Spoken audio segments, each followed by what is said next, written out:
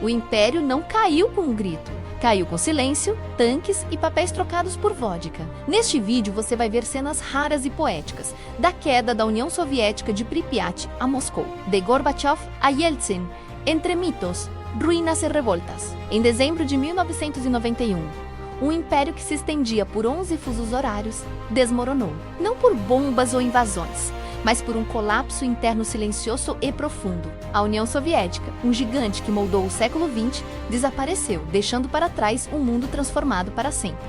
Como isso aconteceu? Como um superpoder se desfez como neve sob o sol da primavera? Para compreender, precisamos voltar no tempo, não apenas para os dias finais, mas para as rachaduras que se formaram ao longo de décadas. A história oficial nos fala de estagnação econômica, de uma corrida armamentista que sangrou os cofres do Estado. E isso é verdade. No final dos anos 80, a economia soviética estava de joelhos. As prateleiras das lojas estavam vazias. As filas para pão e leite eram uma paisagem cotidiana. O sistema planejado, que um dia prometeu abundância, entregava escassez à promessa de um paraíso dos trabalhadores. Se tornou um labirinto de burocracia e ineficiência. Mas a economia era apenas um sintoma de uma doença mais profunda. Do gabinete à multidão, o eco da mudança não pede permissão. Então, em 1985, um novo líder surge, Mikhail Gorbachev. Ele não queria destruir o sistema, queria salvá-lo. Ele estava armado com duas palavras que ecoaram pelo mundo. Glasnost, ou abertura, permitiu uma liberdade de expressão nunca antes vista. De repente, os jornais publicavam verdades inconvenientes. As pessoas podiam discutir a história, criticar o governo e questionar o dogma do partido. A perestroika, ou reestruturação, tentou reformar a economia, introduzindo elementos de mercado. Gorbachev abriu uma janela, na esperança de deixar entrar um pouco de ar fresco. Mas o que entrou foi um furacão. Pripyat não fala, mas tudo nela grita. Então, em 26 de abril de 1986, o impensável aconteceu. Chernobyl, um reator nuclear, explodiu, liberando uma nuvem radioativa que contaminou a Europa. Por dias, o governo soviético tentou esconder a verdade, mas a radiação não conhece fronteiras. O desastre não foi apenas uma catástrofe ambiental, foi uma catástrofe moral. Ele expôs a mentira, a incompetência e o desprezo do sistema pela vida humana. A confiança já abalada foi pulverizada. A Glasnost forçou a admissão do desastre e a verdade, uma vez liberta, não pôde mais ser contida. Chernobyl foi um colapso nuclear do próprio sistema soviético. Dos Balcãs à Geórgia, da Ucrânia ao grito, o mapa se redesenha com cada passo na rua. Com a verdade exposta e o centro enfraquecido, as nações que formavam a União Soviética começaram a despertar.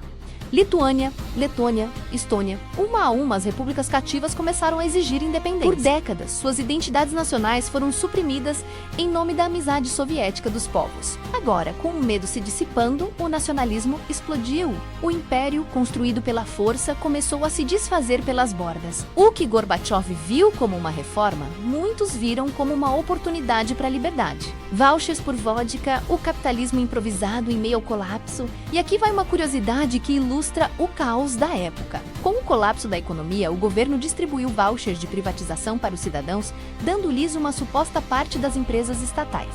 Mas para a maioria das pessoas, famintas e desesperadas, esses papéis não tinham valor imediato.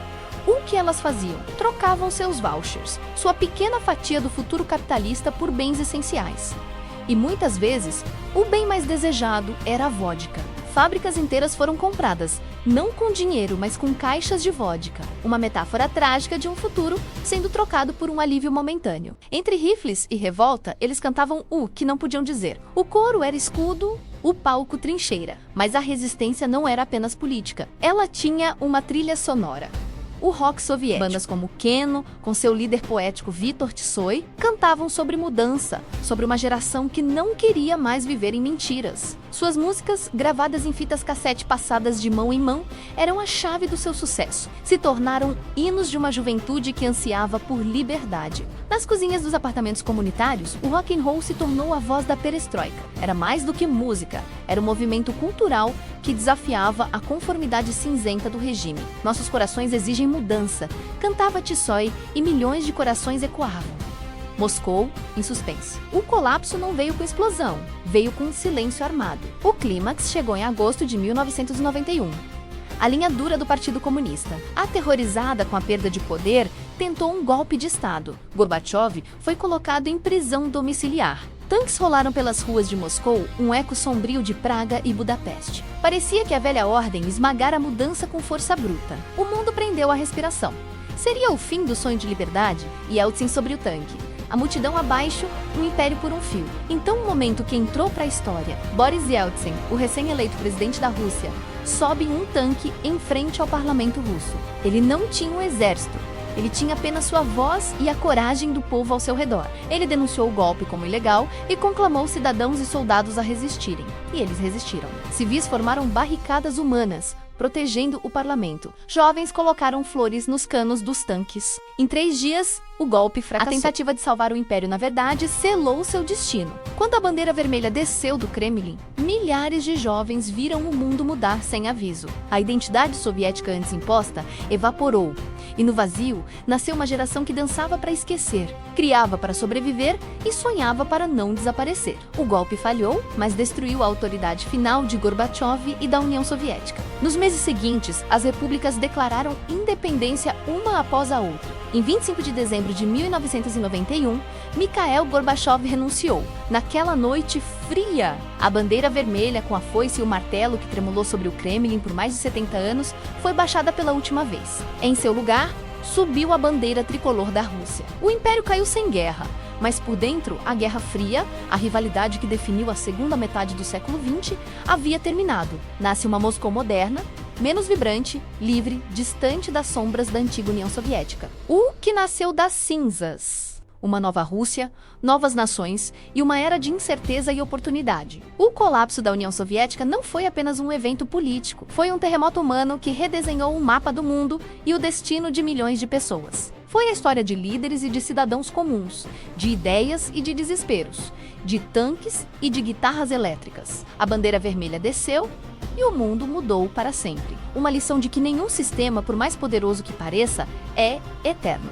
E que no final, a história é escrita não apenas por exércitos, mas pelo desejo inextinguível do espírito humano por dignidade e liberdade. Obrigado por assistir a esta jornada pela história. Se você gostou deste vídeo e quer explorar mais momentos que mudaram o mundo, não se esqueça de curtir, compartilhar e se inscrever no nosso canal. Entre mitos, ruínas e revoltas, o que resta é a voz visual, memória que insiste em não se calar.